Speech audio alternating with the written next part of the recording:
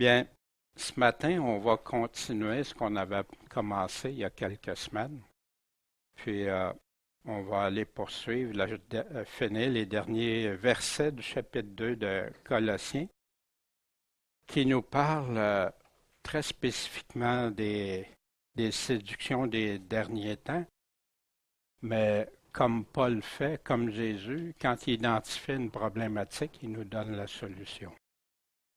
Fait que ce matin, c'est ce qu'on va aller voir. Et toujours en se basant avec les questions clés que le Seigneur lui-même a enseigné les apôtres. Qui dit ça à qui? Quoi? Quand? Pourquoi? Comment? Combien? Quelle ampleur? Où? Et quand on médite, on réfléchit à la parole de Dieu, c'est des questions qu'on se pose en portant attention à ce qui est dit. Puis, ça nous aide grandement à comprendre. Bon Père céleste, merci de ce privilège qu'on a ce matin de venir ensemble se réunir. Puis, Seigneur, d'avoir notre totale dépendance à toi, puis notre interdépendance les uns des autres. Accorde-nous, Seigneur, de bien comprendre ta parole, puis qu'on puisse être édifié, fortifié, et aussi, ce qui va dans le sens de tes Écritures, être en garde contre tout ce qui vient pas de toi. En ton nom, Jésus-Christ, Maître et Sauveur. Amen. Bien, ce qu'on avait vu dans chapitre 2, prenez garde que certains puissent, non, que personne vous gagne, réussisse à remporter dans votre pensée, vos cœurs, vos émotions, par de la philosophie. Malheureusement, c'est rempli. Même dans le monde protestant, ils se sont fiés sur des philosophes pour mêler avec l'Évangile de Christ. Quel malheur, quelle tristesse. Par de vains raisonnements conformes à la tradition, enseignement des hommes. Mais sans et non pas à quoi? À la doctrine de Christ. C'est juste ça qui doit baser notre foi. Rien d'autre. Mais on va voir, il y en a qui ont peur parce que s'ils vont en dehors de la doctrine qu'ils reçoivent dans leur organisation, ils ont peur que ça offense Dieu. Alors que le Nouveau Testament nous dit non. Ce qui m'offense, c'est ce que tu restes pas attaché à ma parole, à mes paroles. On avait vu que toute la plénitude de la divinité, toute la plénitude de Dieu, tout plein de Dieu. Tu peux-tu avoir plus que la plénitude? Ça habite en Jésus-Christ.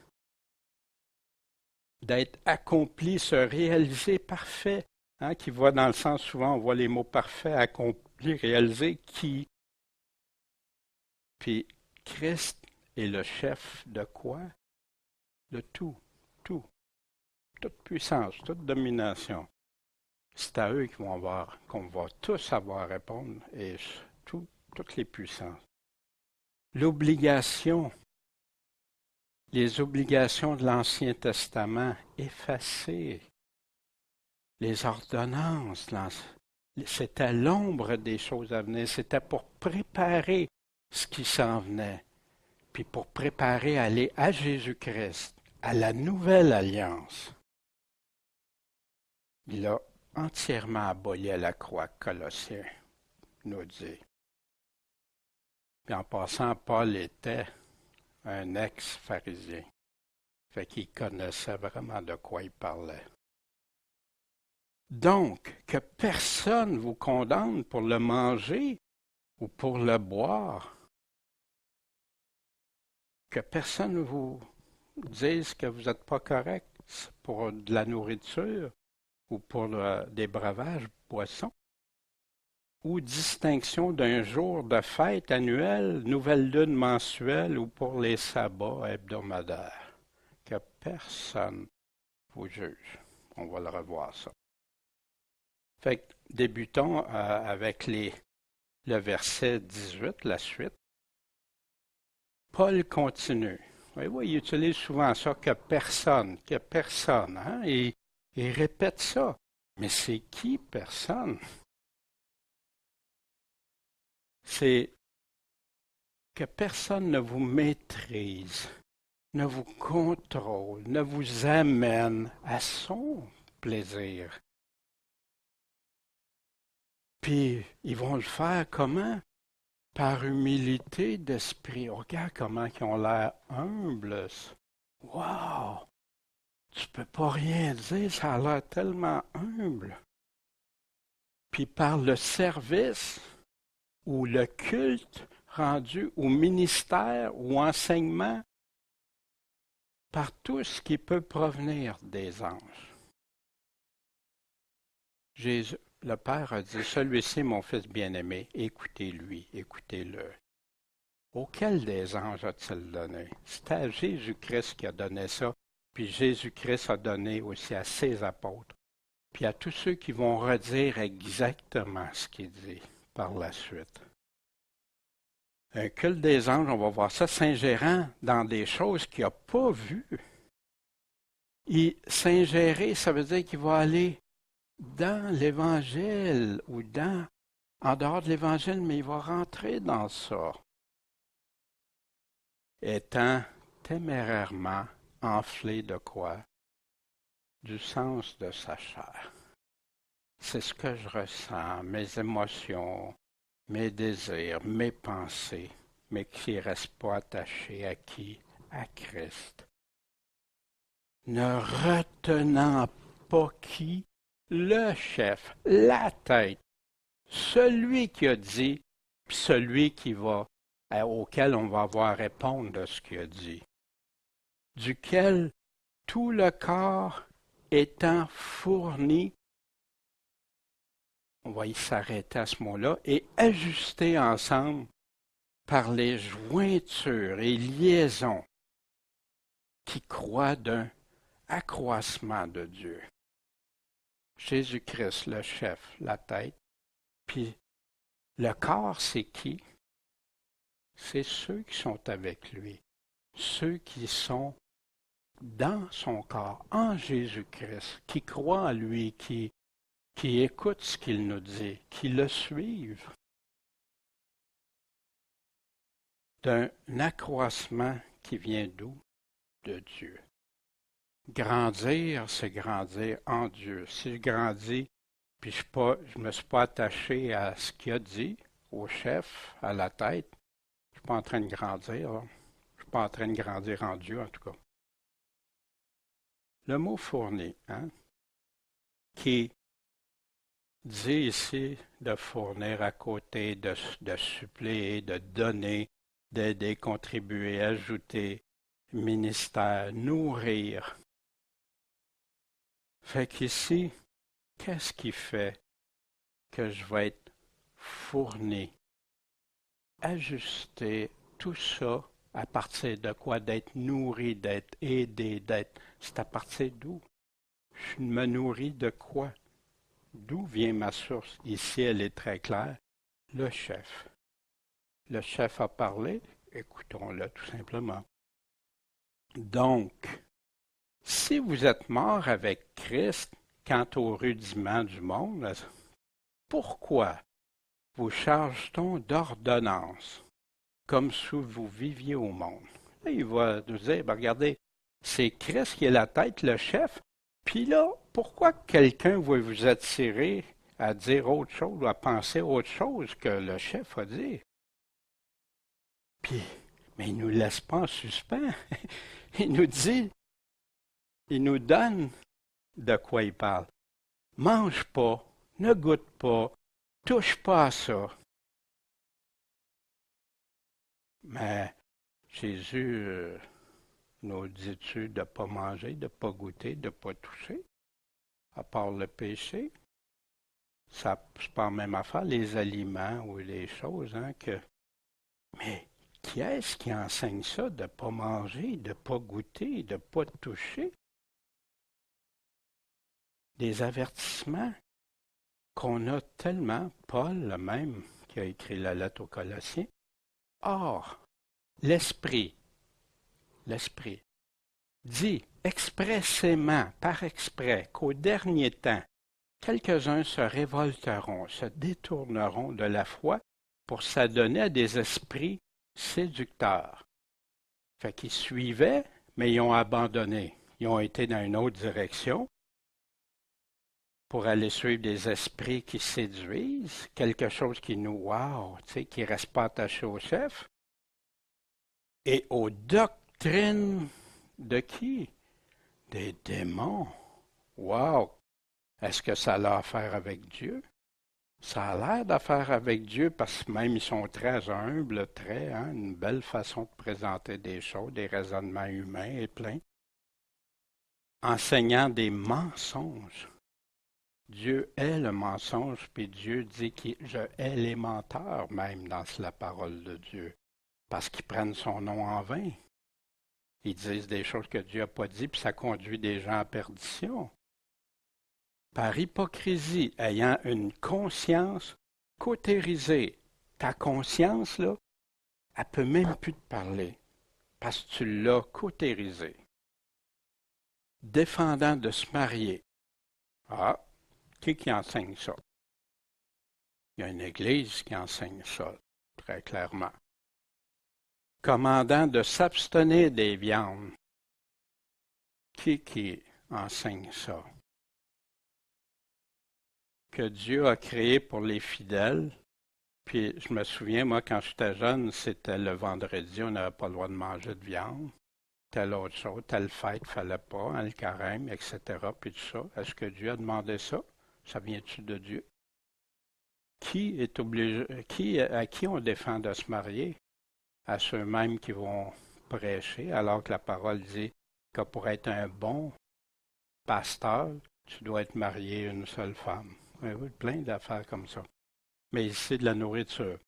Et pour ceux de s'abstenir des viandes que Dieu a créées pour les fidèles, et pour ceux qui ont connu la vérité, afin d'en user avec des actions de grâce, car toute créature de Dieu est bonne.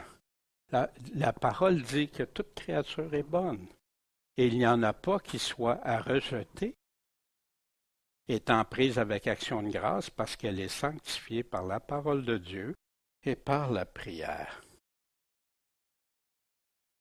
Si tu proposes ces choses, ce que je viens de te dire, avec bien sûr en avant, aux frères, tu seras un bon ministre de Jésus-Christ, nourri, fourni dans les paroles de la foi et de la bonne doctrine que tu as soigneusement suivies. Mais, si ce n'est pas juste la vérité, rejette les fables profanes. Ils te disent ça, rejette ça. Est semblable au récit de personnes dont l'esprit est affaibli. Est affaibli parce que le force n'est pas en Christ, là. C'est plus Christ qui décide. C'est même des doctrines de démons. Et exerce-toi dans la piété. C'est la piété qui est importante, car l'exercice corporel, des fois les gens ils pensent que c'est juste l'entraînement physique. Mais non, l'exercice corporel, ils s'abstiennent, ils font des choses rigoureuses, puis tout ça, ça inclut ça aussi. Est utile à peu de choses. Mais la piété, elle est utile à toutes choses, ayant les promesses de la vie présente et celle qui est à venir. C'est là une parole certaine puis digne d'être entièrement reçue. Est-ce qu'on la prend comme ça? Bien oui, chaque chrétien ne contestera pas avec le Seigneur. Mais qui dit de s'abstenir d'aliments puis qui retourne vers l'Ancien Testament, puis même plus? On va voir d'autres choses aussi. Mais on va continuer. Ces choses-là sont toutes des choses périssables par l'usage. Mais c'est établi comment? Suivant les commandements et les doctrines des hommes. Ça vient d'où, cette tradition, ces doctrines, ces enseignements, ces instructions-là? Pas de Dieu. Jésus disait, mais il m'en a en vain, pour zéro, pour rien, enseignant des doctrines qui ne sont que des commandement d'homme. C'est pour ça qu'un chrétien ne doit jamais s'arrêter à ce que les hommes, blablabla, qui disent, puis c'est pas ce que Jésus dit. Les hommes doivent s'arrêter à ce que Dieu dit. Mais qui est-ce qui enseigne des doctrines d'hommes? C'est bien important quand on lit la Bible, à qui il parle, de qui il parle. Si on n'est pas capable d'identifier ça, ça va rester très confus dans notre esprit. Paul le dit. Paul va donner des précisions. Jésus aussi, on va voir. La question essentielle, est-ce que ça vient de Dieu ou des hommes? Ajoute rien à ces paroles de peur qu'ils te reprennent que tu sois trouvé menteur. C'est pourquoi le Seigneur dit, parce que ce peuple s'approche de moi, de sa bouche. Seigneur, Seigneur, il m'honore de leurs lèvres, il donne des louanges, mais qu'il a éloigné son cœur de moi. Parce que la crainte qu'ils ont de moi, vient-elle de ma parole? Non, des commandements d'hommes, enseignés par des hommes. On sait tout ça, hein? On le sait. Mais ici, ce matin, là, Paul met une emphase dans sa lettre, des chapitres, puis nous, il veut qu'on s'arrête à ça. Puis il y en a qui ne réalisent pas, quand ils prêchent au nom de Jésus, au nom de Dieu, tu ne prendras pas le nom de l'Éternel, ton Dieu, en vain. Fait qu'il y en a qui croient que c'est juste pour des blasphèmes, exemple. Non, si je vous parle, je ne peux pas prendre le nom de Dieu puis dire Dieu dit ça si Dieu ne l'a pas dit ou ne l'a pas écrit. Sans ça. Puis ça, je l'ai fait déjà. Puis je le regrette amèrement. Puis je m'en suis repenti, puis plus jamais. C'est pour ça que l'homilétique, les livres de théologie, puis ces choses-là. Non, reste. C'est ça qui va me. Quand je vais comparaître devant le Seigneur. Pas ce que les hommes disent. Puis Dieu ne laissera pas impuni. Fait que si jamais il y a des enseignants, des pasteurs qui écoutent, ben de grâce, revisitez ça dans votre cœur. Laissez-vous pas aller à dire à plein de choses que Jésus n'a pas dit dans sa parole. Parce que vous enseignez à d'autres, puis on a tous à être redevables plus sévèrement devant Dieu. On n'a pas le droit de prendre son nom en vain, puis dire n'importe quoi en son nom. Mais si quelqu'un ne veut pas manger de tout, il est végétarien, végétalien, hein, on entend beaucoup ça. Paul répond à ça. Mais, or, quant à celui qui est faible dans la foi, recevez-le. Il est faible dans la foi. Pas de contestation pour des disputes. Moi, là, je ne mange pas de viande parce que, OK, c'est correct. Mais il va nous dire pourquoi. Un croit qu'on peut manger toutes choses, l'autre qui est faible mange des herbes, hein, végétarien, que celui qui mange de toutes choses ne méprise pas celui qui n'en mange pas. Pas parce que je vois quelqu'un qui veut dire non, je ne veux pas manger de ça. Ben non, c'est son choix. Je n'ai pas à le condamner pour un aliment. Que celui qui n'en mange pas ne juge pas celui qui en mange. Car Dieu l'a pris à soi. Là, il parle de personnes qui disent qu'ils aiment Dieu, bien sûr. Qui es-tu, toi, qui juges le serviteur d'autrui? Ça, c'est un passage qui est tellement sorti de son contexte souvent. S'il se tient ferme ou s'il bronche, c'est pour son propre maître. Et même ce chrétien faible, et sans parenthèse, sera affermi, car Dieu est puissant pour l'affermir. Mais de quoi il est en train de parler? Il est-tu en train de parler des fausses doctrines? Il est-tu en train de parler des péchés, tout ça? Non, il est en train de parler pour un sujet, une opinion par rapport à un aliment, un breuvage ou même les jours qu'on va voir. Fait que fais pas de dispute, fais pas de division avec ça. Quelqu'un me dit, ben moi, non, nous autres, on mange pas de viande, moi je mange pas de viande. Ah, c'est dans ta conscience, c'est correct. Je ne veux pas à me juger pour ça. Mais tu devrais voir les débats que ça fait des fois. Terrible. Celui qui mange de toutes choses en mange à cause du Seigneur, puis il rend grâce à Dieu. Puis celui qui n'en mange pas n'en mange pas aussi à cause du Seigneur, puis il rend grâce à Dieu. Fait que pour lui, il rend grâce à Dieu comme ça. Fait, il ne va pas briser sa foi. Prie plutôt pour lui. Laisse-le que Dieu lui montre, lui enseigne. Aussi, Paul parle dans ce texte-là, dans Romains 14, un estime un jour plus que l'autre, l'autre estime tous les jours également, mais que chacun soit pleinement persuadé en son esprit. Celui qui a égard au jour a égard à cause du Seigneur, puis celui qui n'a pas égard au jour, il n'y a pas d'égard à cause du Seigneur. Mais de quoi il parle? Pourquoi juges-tu ton frère? Ou aussi pourquoi méprises-tu ton frère? Mais par rapport à quoi ici? Toujours, soit la nourriture, le breuvage ou les jours, distinction de jours. Certes, nous comparaîtrons tous devant le siège judicial de Christ, devant le tribunal. Car il est écrit, je suis vivant, dit le Seigneur, que tout genou se pliera devant moi, et que toute langue donnera louange à Dieu.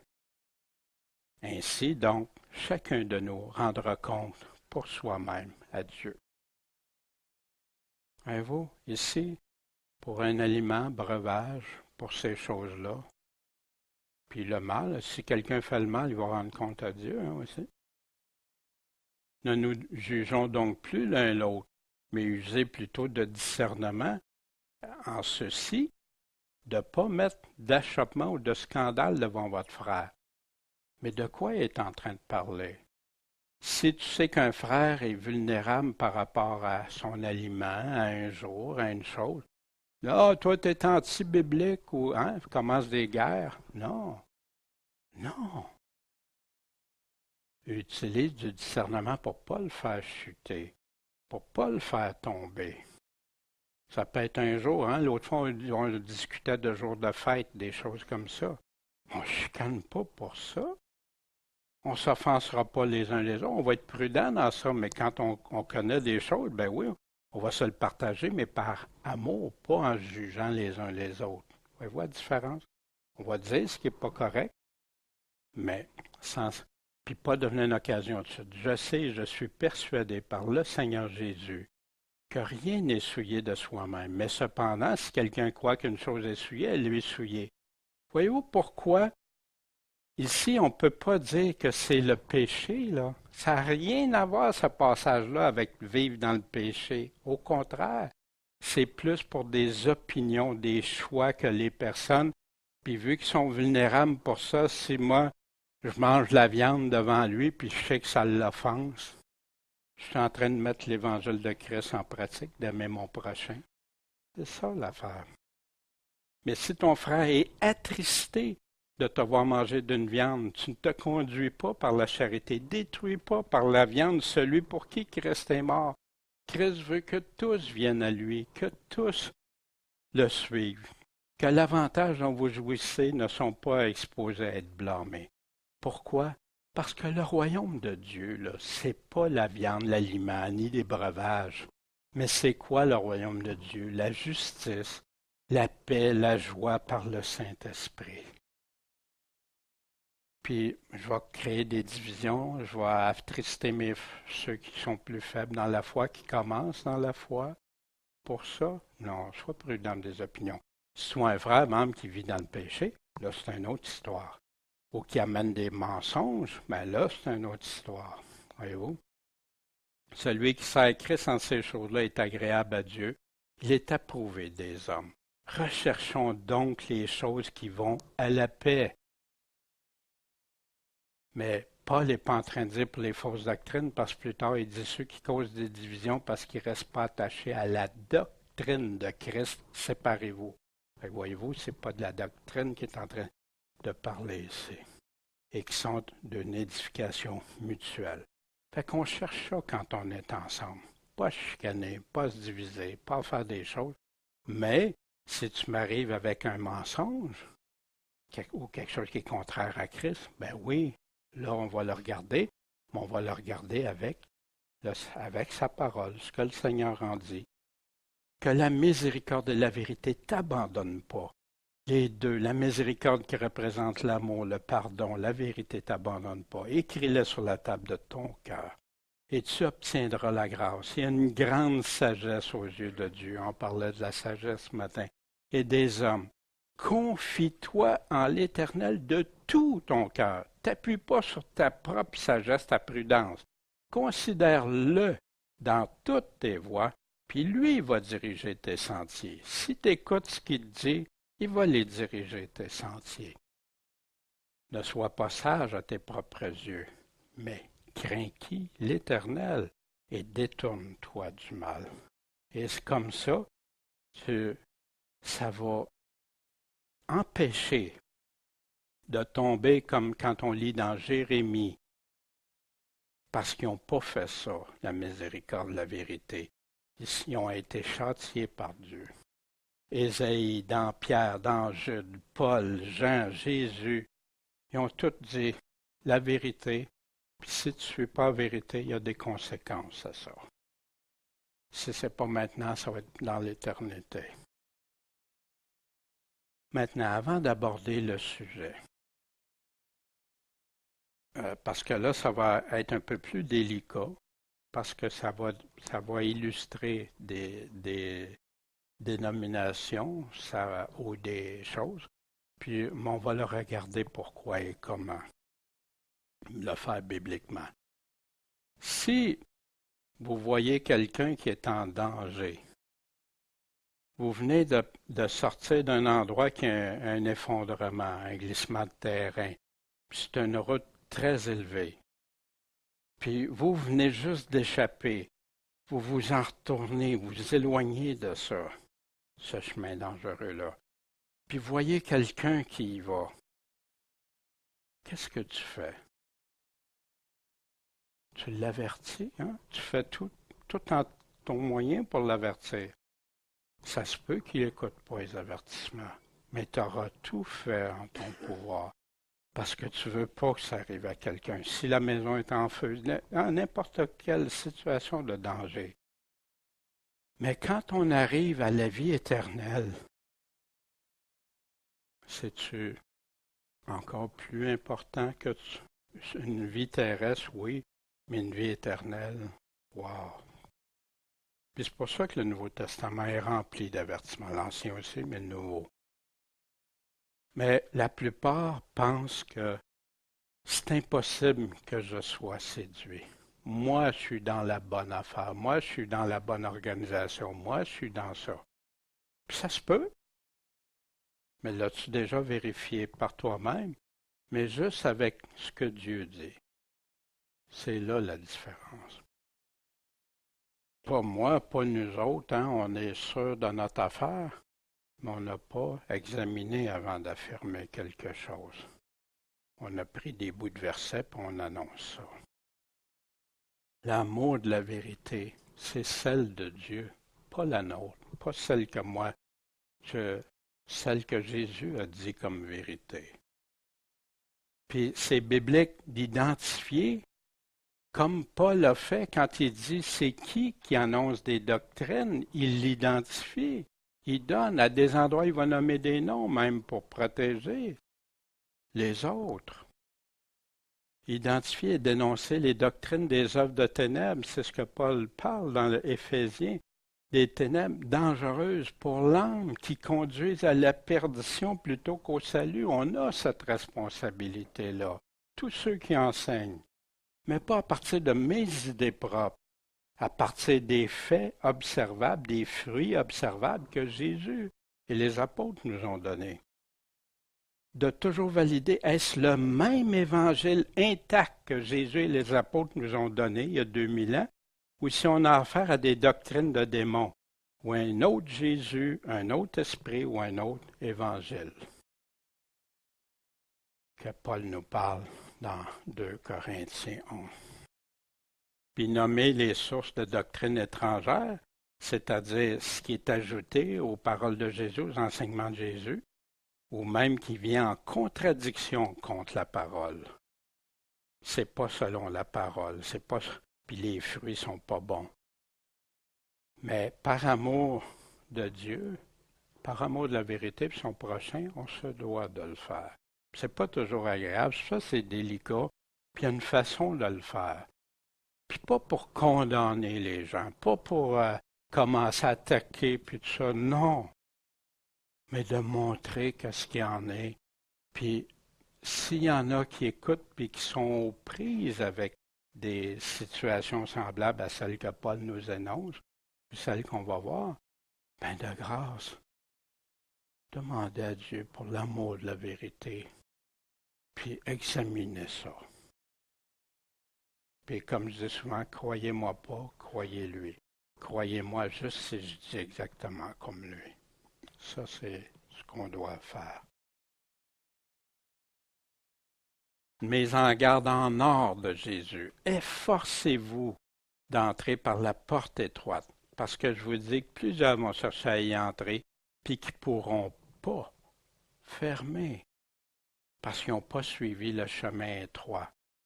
Puis Jésus est en train de parler des faux puis des vrais. C'est de ça le contexte quand il dit le chemin étroit. Il y en a juste une doctrine. Elle est étroite, parfois elle est difficile pour certains, mais elle est juste, elle est bonne, elle est de Dieu. Ils ne pourront pas. Quand le père de famille sera entré, qui aura fermé la porte et que vous, étant dehors, vous vous mettiez à frapper et à dire « Seigneur, Seigneur, ouvre-nous », il vous répondra « Je ne sais d'où vous êtes ». Pourtant, il disait « Seigneur, Seigneur hein, », donc il y avait une connaissance de tout, de ça. Mais les avertissements, Paul dit aux Thessaloniciens, quant à l'avènement du méchant, il est selon l'efficace de Satan en toute puissance, prodige, miracle de mensonge, en toute séduction d'iniquité, d'injustice dans ceux qui périssent, parce qu'ils n'ont pas reçu l'amour de la vérité. Ils n'en veulent pas, ils ne veulent pas la recevoir pour être sauvés. C'est pourquoi vous choisissez ça. Dieu va leur envoyer une erreur efficace, de sorte qu'ils vont croire au mensonge, afin que tous ceux qui soient que tous ceux-là soient jugés qui n'auront pas cru à quoi? À la vérité. Mais la vérité aujourd'hui, la doctrine, c'est facultatif pour certains. C'est l'amour et l'unité, mais ils font fi de la vérité. Quelle tristesse. Qu'est-ce que ça vaut devant Dieu sans la vérité? Mais ils ont pris plaisir à l'injustice, à l'iniquité. Puis il y a plein de passages dans le Nouveau Testament. C'est rempli quand vous faites attention, vous regardez. Puis il dit pourquoi, dans quelles circonstances, pour quelles choses, il vous donne les actions à prendre, il dit quoi faire, tout est là.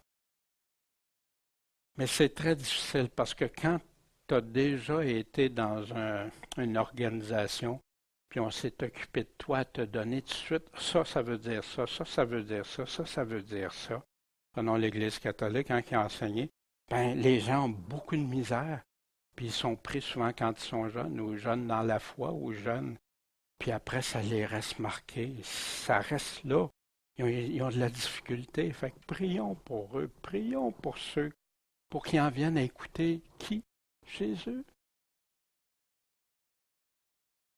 Quelques-unes des milliers de religions, il y en a des milliers aujourd'hui, qui se disent chrétiennes ou dénominations, qui ont des prophètes, que c'est par les anges qui ont eu il y en a des révélations, qui ont des chefs hein, d'organisation et tout ça. On en connaît bien, celle-ci, hein? Bien sûr, l'organisation catholique.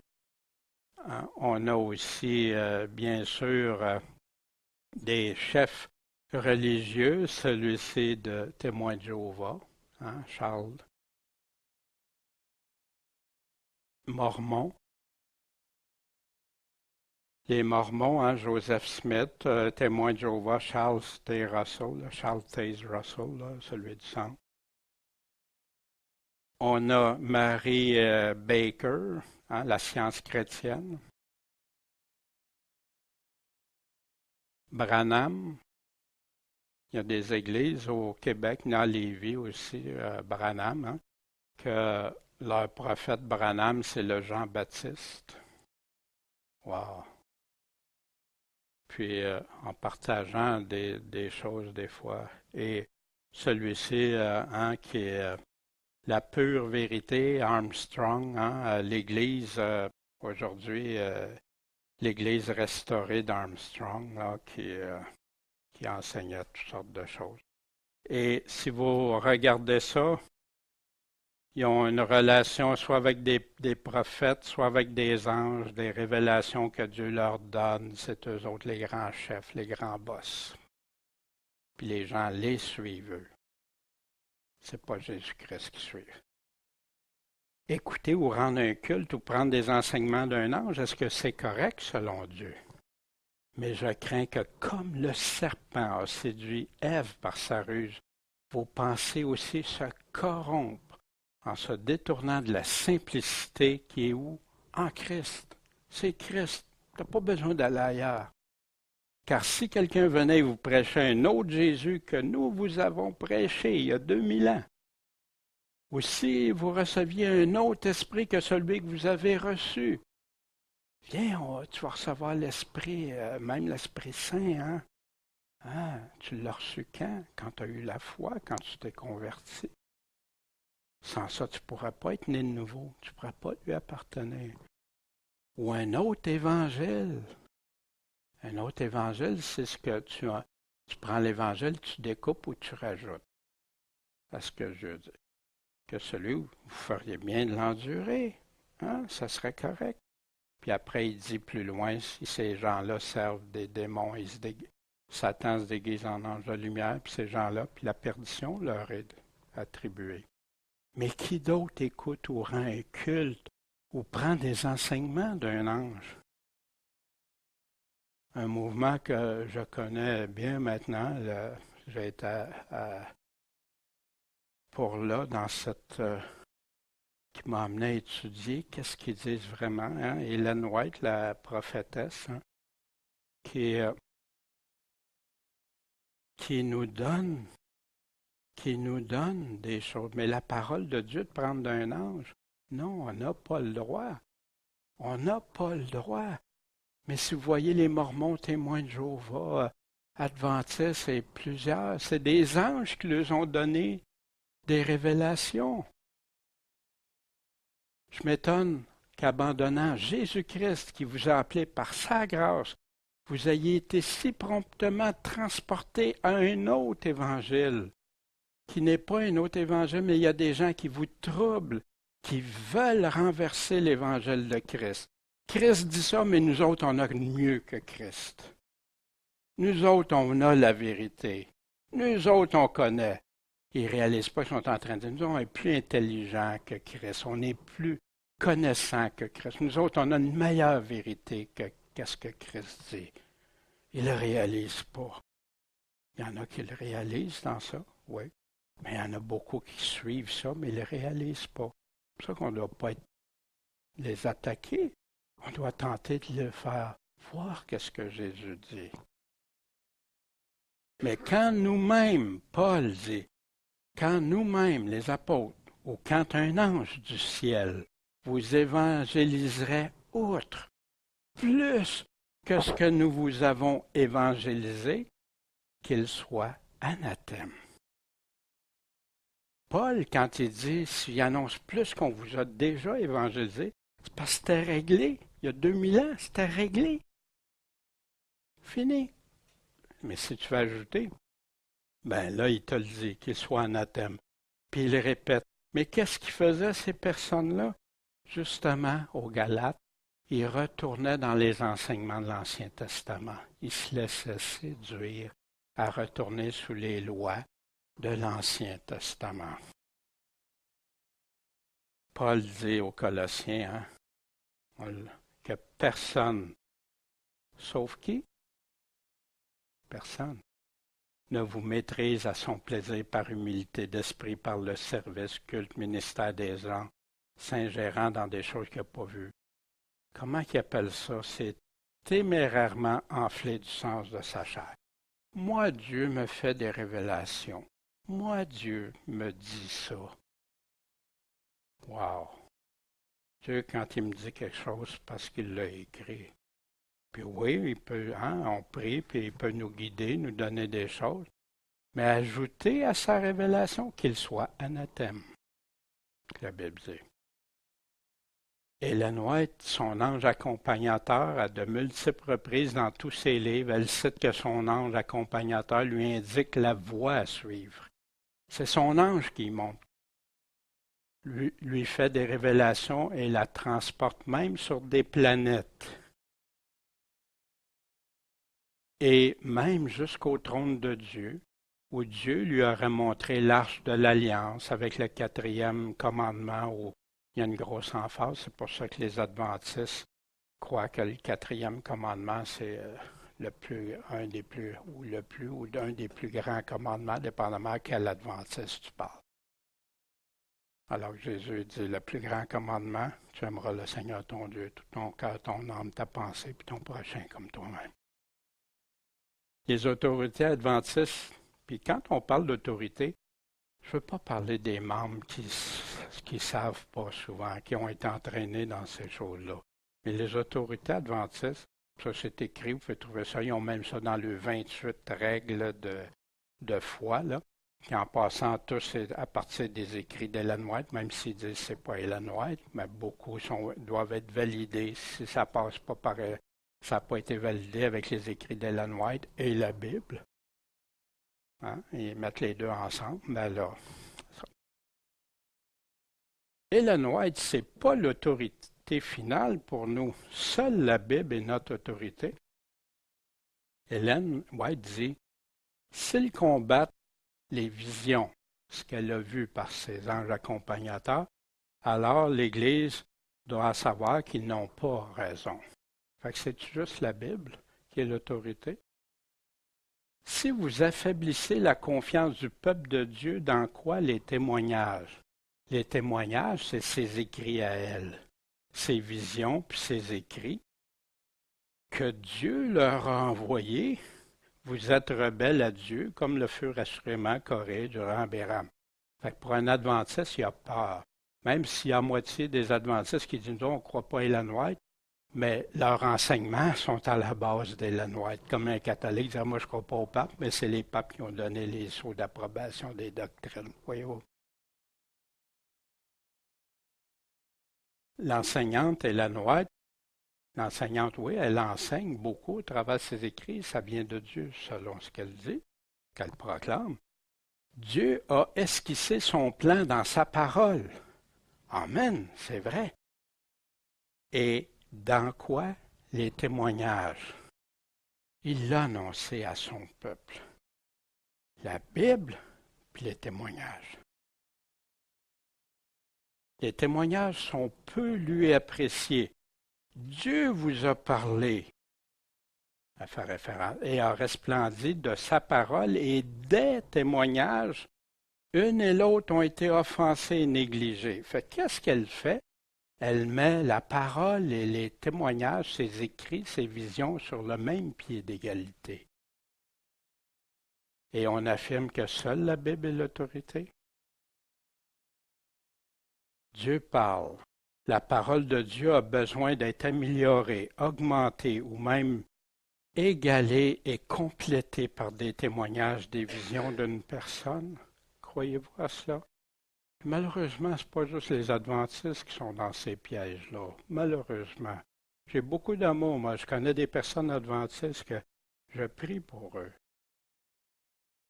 Seigneur, montre-leur, guide-leur, qui mettent leur foi juste en toi, pas dans des doctrines qui sont des commandements d'hommes. La Bible donnait une fois pour toutes il y a 2000 ans. Voici ce qu'elle dit dans The Review Herald du 26 juillet. Les messages de ces derniers jours seront gravés dans des livres. Les messages des derniers jours, fait que donc la Bible n'est pas complète. Ça prend des messages pour la fin. Alors que la Bible me dit, faites attention à la fin, c'est là que ça va exploser. Les fausses doctrines seront immortalisées. Ce n'est plus la Bible ici, hein? C'est les témoignages qui sont immortalisés. Pour témoigner contre ceux un jour qui se sont réjouis de la lumière, mais qui auront été conduits à délaisser à cause des influences des séductions de la méchanceté. Pourquoi est-ce que je ne prétends pas être prophète? Parce que de nos jours, beaucoup qui prétendent audacieusement être prophètes sont un reproche à la cause de Christ et parce que mon travail inclut bien plus que ce que le mot prophète dit. Voyez-vous de quoi qui accroche dans ça? Je ne suis pas prophète, mais je suis bien plus qu'un prophète. Fait que les autorités adventistes disent ah, Ellen White elle-même dit qu'elle n'est pas, elle se prétend pas prophète. Pourtant, il appelle, elle, l'esprit de prophétie. La Bible, plus des livres, et ça, vous allez comparaître devant ça. Wow! Tout à coup, qu'il y aurait du levain. Tout à coup, qu'il y aurait des doctrines de l'homme dans ça. Tout à coup, qu'il y aurait des paroles ajoutées à celles de Dieu. Et ces livres-là viennent qu'à masquer la parole de Dieu, empêcher de voir ce que Dieu dit vraiment. Des livres, c'est ça, demeurer dans la doctrine de Christ. On l'a vu souvent.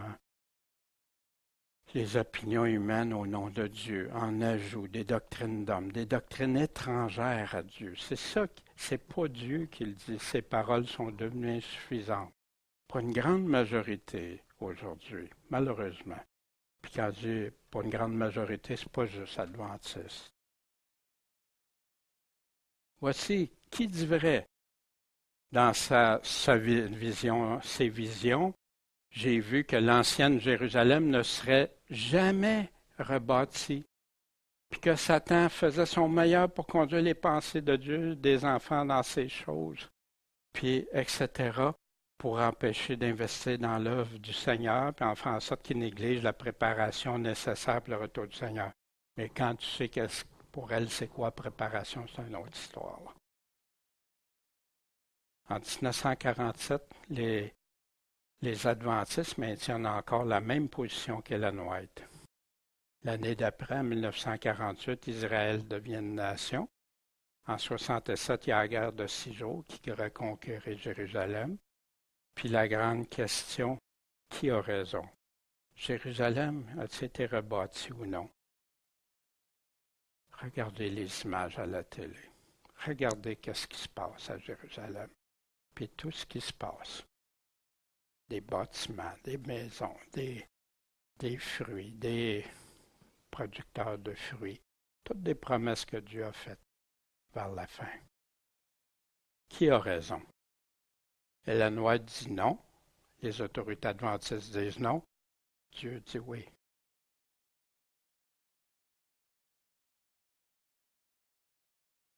Pourtant, ils se disent les plus connaissants en prophétie.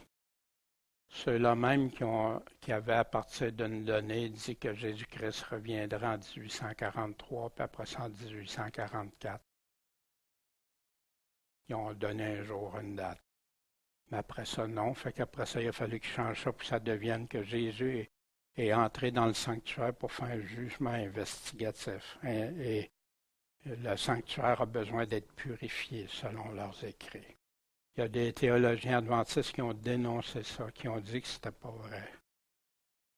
Mais si tu ne crois pas à ça, tout l'adventisme s'écroule. La confusion, qui dit vrai? Hélène ou Hélène? Dans les témoignages, elle dit « Je n'ai rien repris, ni rien adouci pour convenir à leurs idées ou pour excuser leurs défauts de caractère. J'ai rien changé, qu'est-ce que Dieu a dit. » Ici, dans l'autre, lorsque j'étais obligé de révéler le message que Dieu me donne, je les adoucissais souvent et je les faisais apparaître aussi favorables que je le pouvais pour la personne. Puis, des témoignages que Dieu m'avait donnés. Fait qu'on va te dire, ouais, mais ça dépend du contexte. J'avais référence, là, vous pouvez aller voir le contexte de qu'est-ce qu'elle dit. Mais c'est souvent comme ça. Dire une affaire d'un côté, puis dire une autre affaire de l'autre côté. C'est triste. Mais plusieurs, c'est généralisé aujourd'hui. Puis là, ben, c'est parce que tu comprends pas dans ce temps-là. Allons lire, c'est écrit en noir et blanc. Les autorités adventistes que la Bible est la seule autorité. Elle déclare sans cesse que ceux qui doutent et s'opposent à elle combattent Dieu et pêchent contre le Saint-Esprit. Combattre l'Esprit de Dieu. Fait que si tu n'écoutes pas ces témoignages, c'est en combat avec l'Esprit de Dieu. Pourquoi qu'on regarde ça ce matin? C'est-tu pour parler contre... Non, mais c'est pour qu'on sache, il y a plein de chrétiens qui se réunissent ensemble. Ils n'ont pas les mêmes... Ils n'ont pas la même doctrine, mais ils sont unis ensemble. Puis ils disent que c'est pour le Seigneur. C'est plus juste un jour une nourriture, là.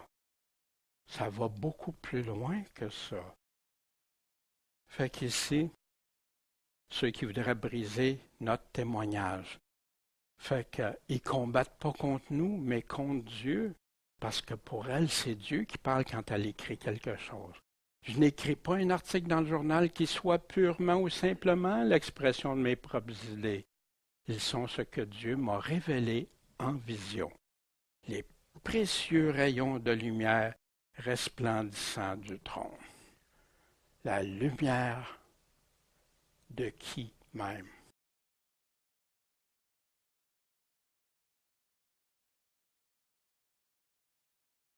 Hein, ils disent que dans son humilité, tu sais, son humilité qu'elle n'aurait pas dit même qu'elle était prophète.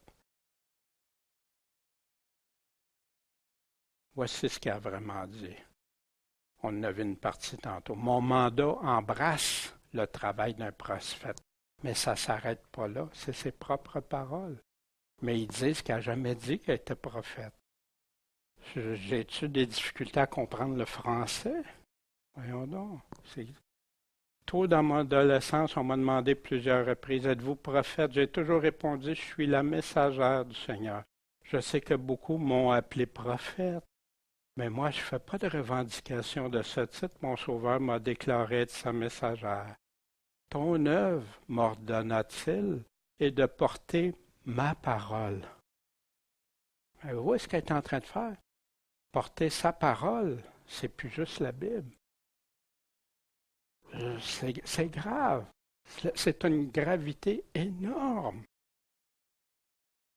Ce n'est pas toi qui parleras, c'est le Seigneur qui donnera les messages de reproche et d'avertissement. Ne t'écarte jamais de la vérité en aucune circonstance. Donne la lumière que je te donnerai. Ma parole était insuffisante. Ma parole n'avait pas ces choses-là, fait que toi, je te donne plus que la parole. Végétaristes, végétalistes sont fortement encouragés. On a vu tantôt, on ne chicanera pas que des choses comme ça. Mais voici pour elle pourquoi. Pour éviter la stimulation des passions animales, ne mange pas de viande. Ou des désirs sexuels pour avoir une clarté mentale et une santé physique. Hein? On a vu tantôt Paul ce qu'il disait par rapport à l'exercice physique ou la piété, qu'est-ce qui est important, pour que le Saint-Esprit puisse être mieux entendu et compris. Est-ce que le Seigneur nous dit ça? Jésus met pourtant des avertissements, ceux qui anéantissent la parole de Dieu par votre tradition, votre enseignement que vous avez établi, puis beaucoup d'autres choses semblables. Écoutez-moi tous. À qui parle? Et comprenez ceci. Rien de ce qui est en dehors de l'homme et qui entre en lui ne peut le souiller. Mais la noix dit que si tu manges ça, ça va t'empêcher de comprendre. Parce que l'Esprit Saint, wow! Mais ce qui sort de lui, voilà ce qui souille l'homme. Si quelqu'un a des oreilles pour entendre, qu'il entende, c'est ce qu'on supplie, que toutes ces personnes qui sont prises dans ça. Quand il fut entré dans la maison, après avoir quitté la multitude, ses disciples l'interrogèrent sur cette parabole. Êtes-vous aussi sans intelligence? Ne comprenez-vous pas que rien, c'est de ça que Jésus parlait, rien qui entre du dehors dans l'homme ne peut le souiller, parce que là, ça ne rentre pas dans le cœur, mais dans le ventre, et ça s'en va au lieu secret, ce qui purifie tous les aliments.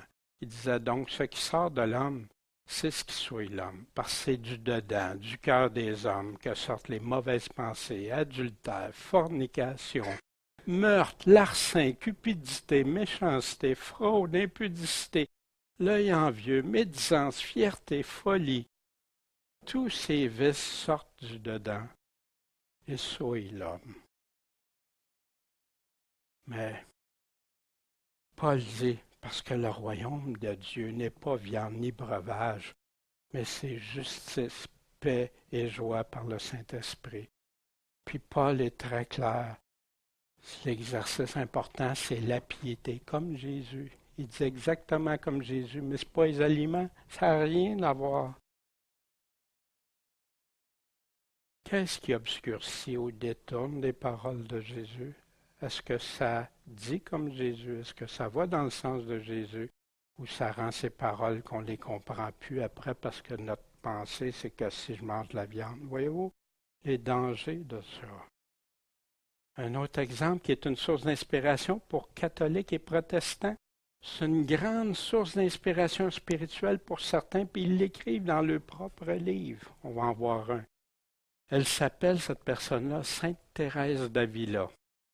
Profondément mystique, elle laisse des écrits sur son expérience spirituelle qui la font considérer comme une figure majeure de la spiritualité chrétienne catholique, mais aussi protestante.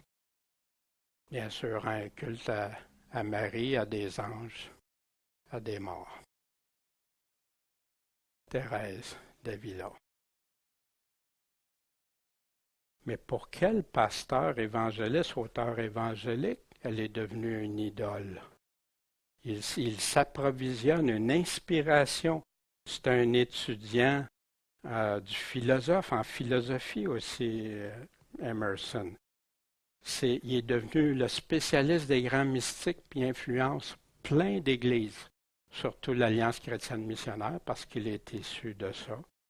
Ses auteurs les plus influents, qui influencent sa foi, Saint Jean de la Croix, Sainte Thérèse, Madame Guyon, Fénélon, etc., c'est toutes des personnes dans le mysticisme. Son dernier livre, le livre chrétien des versets mystiques, A.W. Tozer. Que si vous regardez beaucoup de pasteurs lisent ces livres, il y a une apparence de piété, il y a une apparence de tout ça, mais ça vient de Dieu. Wow! Pardon Seigneur, j'ai déjà lu ces livres-là, je l'ai même déjà acheté à ma femme.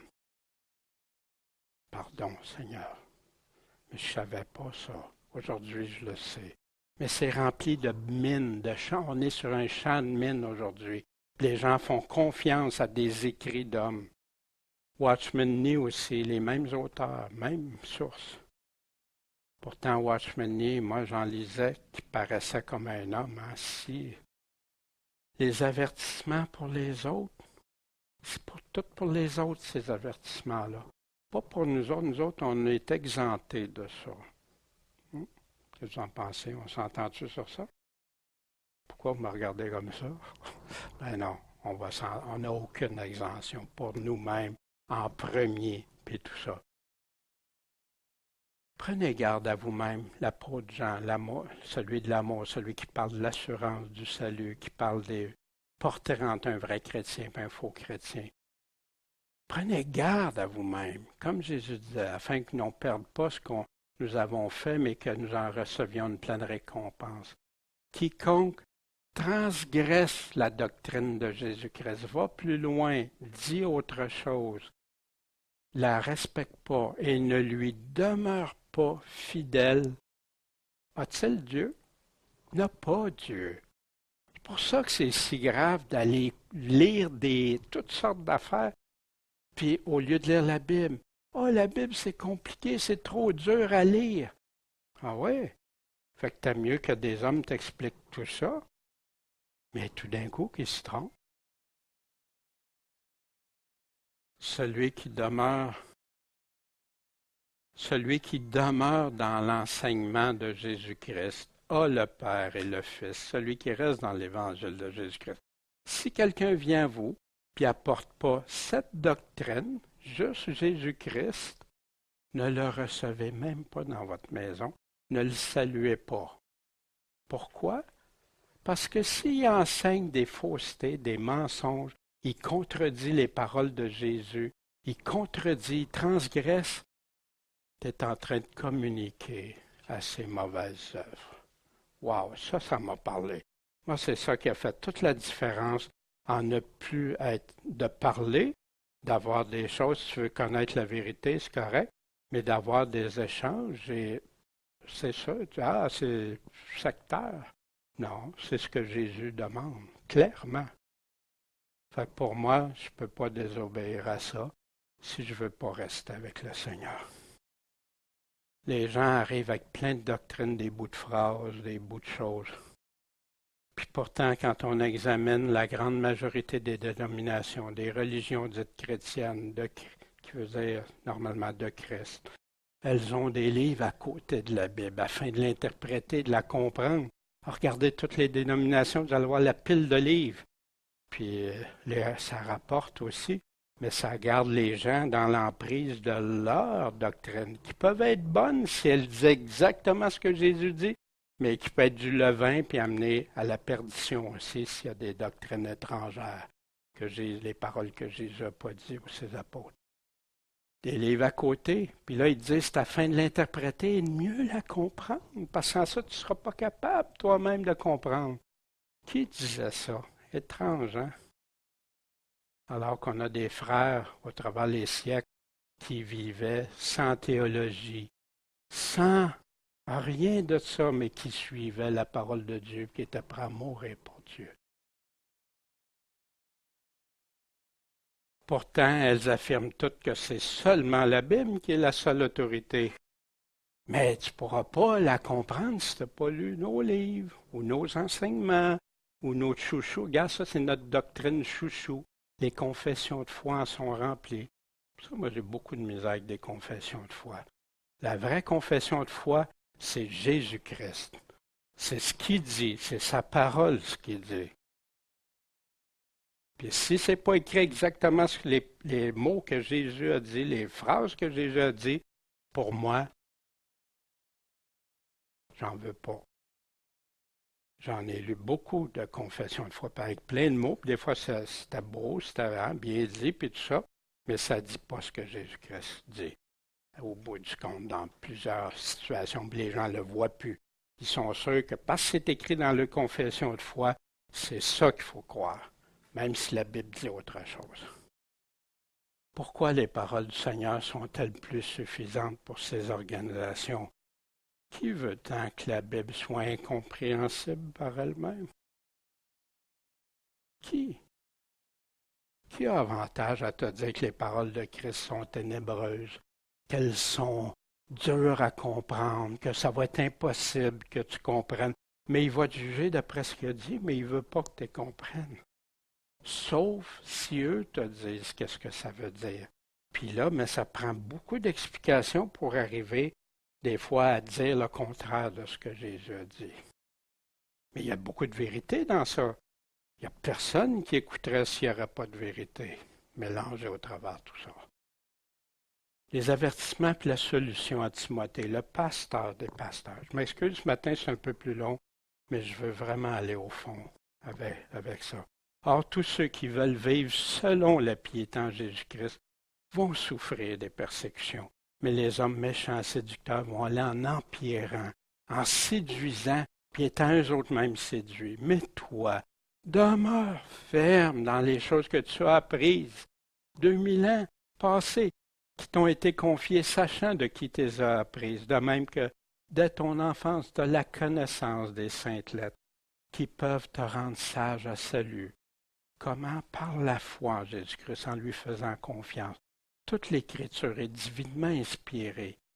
Ça vient de Dieu, utile pour enseigner, nous convaincre, corriger, instruire selon la justice, afin que l'homme de Dieu soit accompli et parfaitement instruit. Pourquoi qu'on a besoin d'autre chose?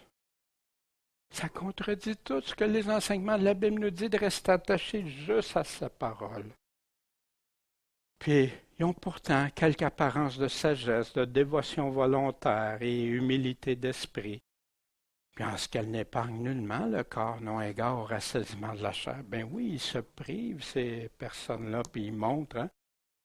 L'ascétisme, une vie rude, austère, qu'on se prive des plaisirs matériels, effort visant la perfection spirituelle par une discipline constante de vie, une manière de vivre de quelqu'un qui s'impose certaines privations, hein, qui vient du dictionnaire Larousse. Mais Dieu nous dit de porter notre croix. Dieu nous dit d'avoir une discipline dans notre vie. Mais le problème, c'est que ça, c'est sans rester attaché au seul chef. Ça a quelle valeur devant Dieu? À qui toute la gloire? Pourquoi l'homme doit-il tant ajouter ou se faire des idoles spirituelles? D'où ça vient ce besoin-là? Où est-ce qu'on trouve la vraie et la pleine connaissance de Dieu, la vraie foi qui provient de sa parole, sans ajouter des paroles d'homme, pas de mélange? Jésus-Christ et ses apôtres ne suffisent plus. C'est ça le problème moderne.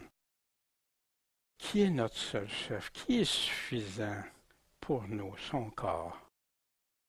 Tous les avertissements, c'est pour personne. Si je vous arrive, c'est un faux 20 $.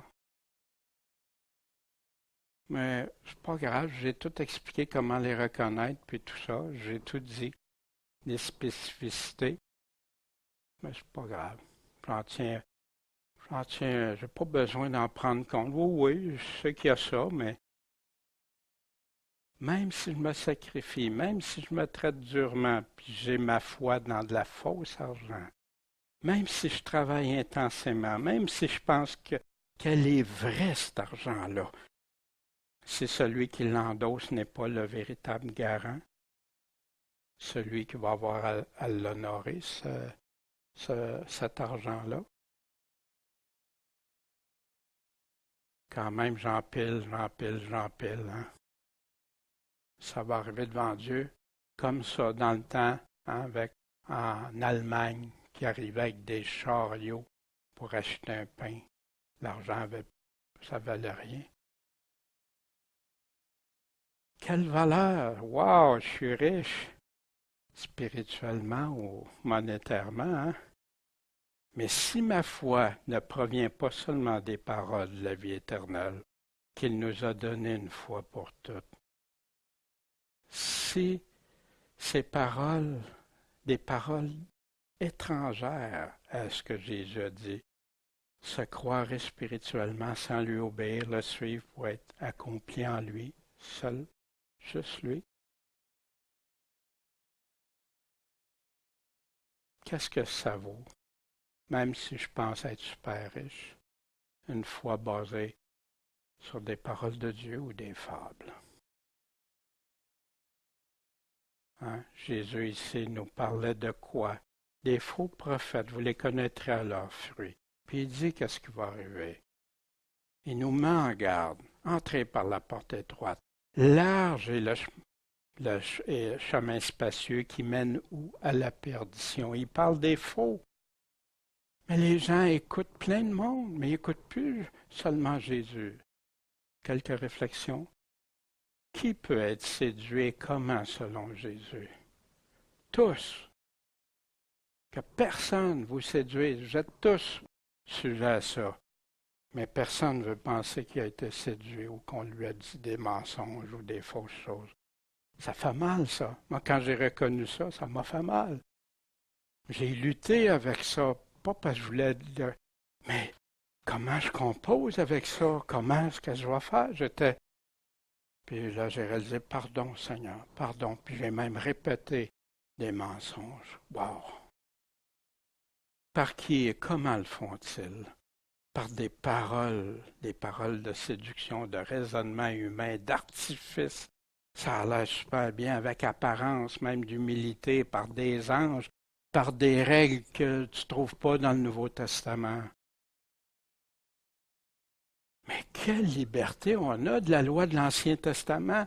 On n'est plus sous cette loi, on n'est plus sous la loi légaliste, avec toutes ces ordonnances, autant hygiène, de santé, de plein de choses que Dieu avait données à son peuple, mais qui annonçait Christ, que cette ancienne alliance-là était pour disparaître. Maintenant, la nouvelle alliance, notre foi dans celui qui parle, parle au nom du Père. Et celui-là, on le suit dans tout ce qu'il nous dit. Maintenant, on est sous la loi de Christ. Tout est en Christ. Pleinement. C'est suffisant. Tu n'as pas besoin d'aller voir ailleurs. Pour toujours. C'est lui qui a les paroles de la vie éternelle. C'est lui. Des jugements parce que quelqu'un impose des ordonnances, des commandements qu'on ne retrouve pas dans la doctrine de Christ. La nouvelle alliance, tu te fais accuser de ça? Tu te fais juger, condamner? Non, je n'offenserai pas les autres pour ça, mais je n'embarquerai pas dans ça. Pour moi, c'est Dieu qui est important. Vous savez qu'il y a beaucoup là, qui sont sous des prises d'ordonnance comme ça, puis ils ont peur des autres. Ils ont peur d'être jugés des autres, d'être condamnés par les autres, mais c'est même pas Jésus qui l'a dit.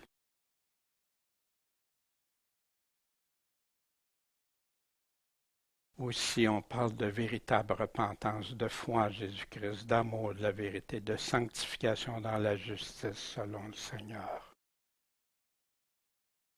Puis la solution, as-tu l'amour de la vérité de Dieu?